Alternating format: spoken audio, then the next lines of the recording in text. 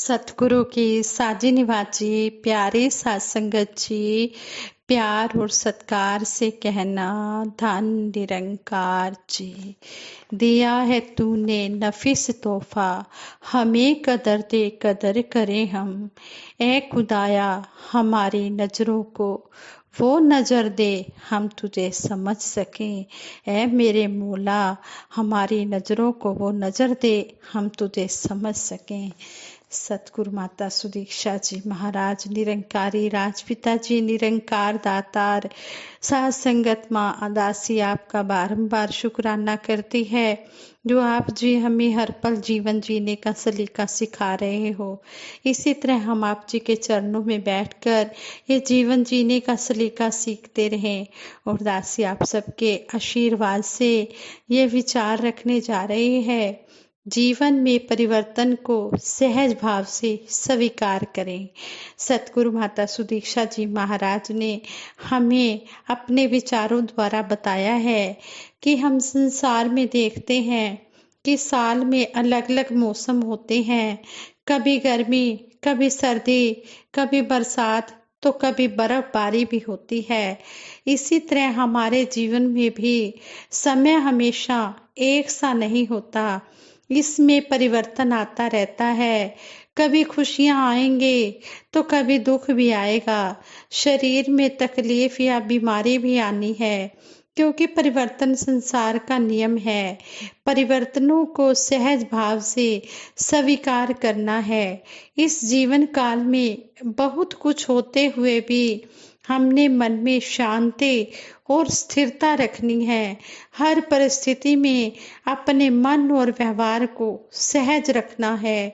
यह तभी संभव है जब हम स्थिर प्रभु निरंकार से जुड़ जाते हैं। साथ संगत जी, यहाँ पर टॉपिक दिया गया है नारी शक्ति स्वागत परिवर्तन का। ये बहन अमृता बामुगड़े मुंबई से इस बहन ने ये विचार लिखे हैं। लिखा है कि मुंबई में उमस भरी गर्मी पड़ रही थी। सूरज की तपिश के कारण शहर भर में सड़कें सूनी प्रतीत हो रही थी।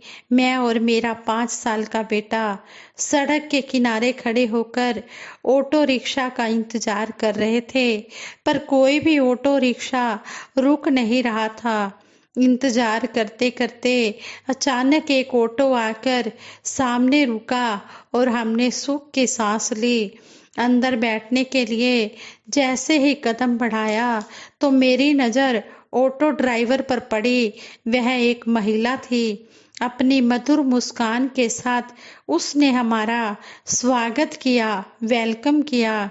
मेरे लिए ये पहला अवसर था जब मैं एक रिक्शा चालिका के साथ यात्रा कर रही थी। बैठते ही नजर पड़ी तो देखा कि ऑटो रिक्शा अंदर से साफ सुथरा है। आगे की तरफ सजावट के लिए उसने फूल भी लगाए हुए थे। मैंने गर्मी का जिक्र किया तो उसने पानी की बोतल मेरी ओर बढ़ाते हुए कहा, क्या आपको पानी चाहिए?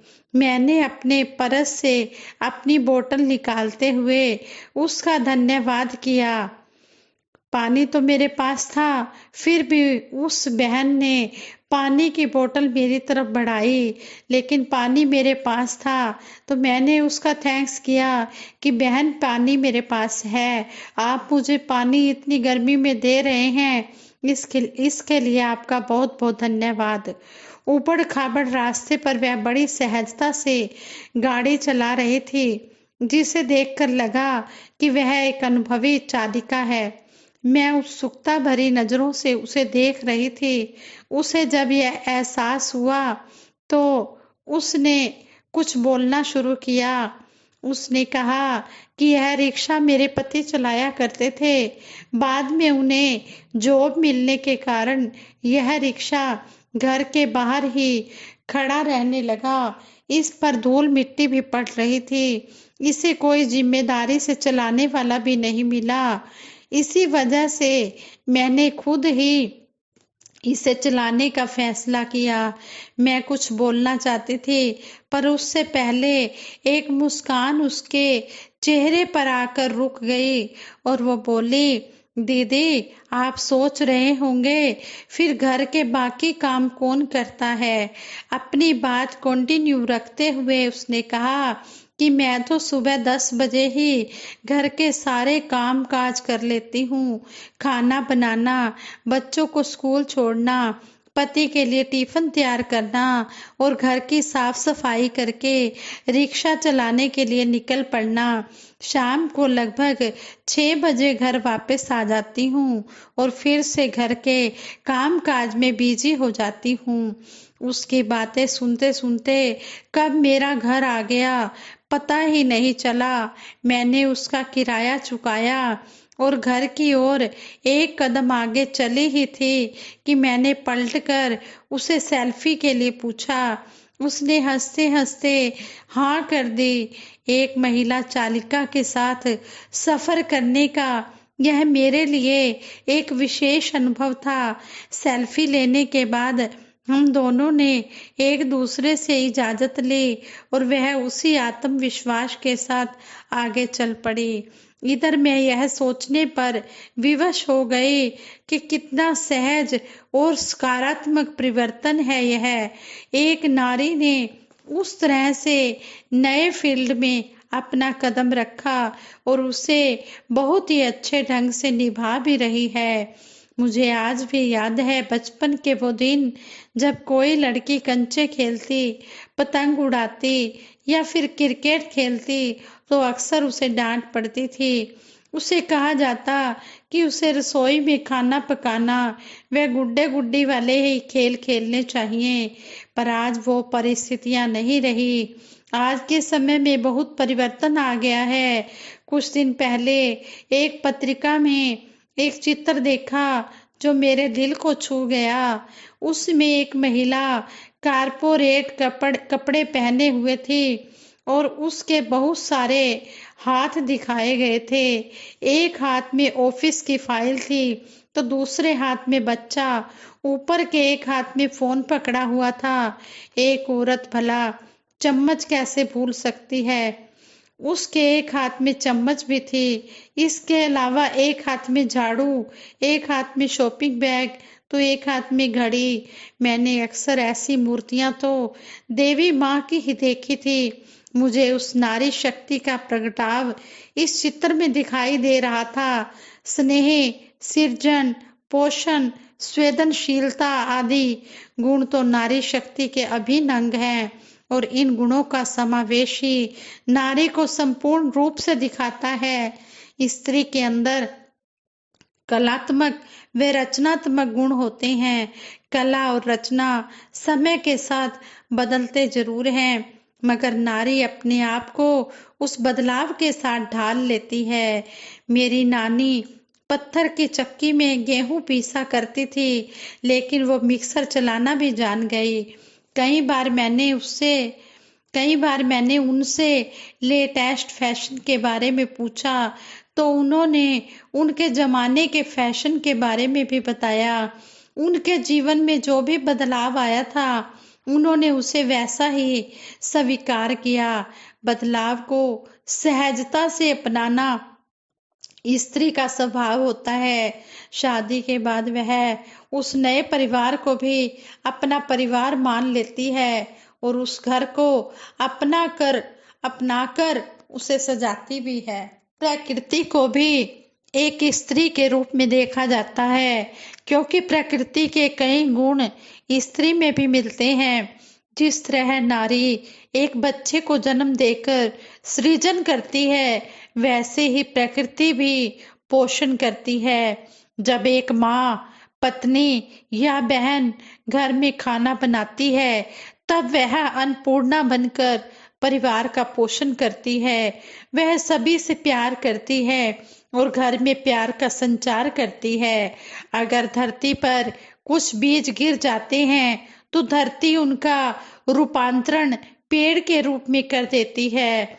इसी तरह अगर आप स्त्री को अनाज दे देंगे तो वह रसोई में जाकर उससे कई प्रकार के व्यंजन बना देगी। अगर मकान देंगे तो वह उसे घर बना देगी। नारी बदलाव को समझती ही नहीं बल्कि अपनाती भी है और समय आने पर सहजता से बदल भी जाती है। नारी दुनिया बदलने की पूरी ताकत भी रखती है। पुरातन समय में भारत की धरती पर अनेक संत हुए हैं।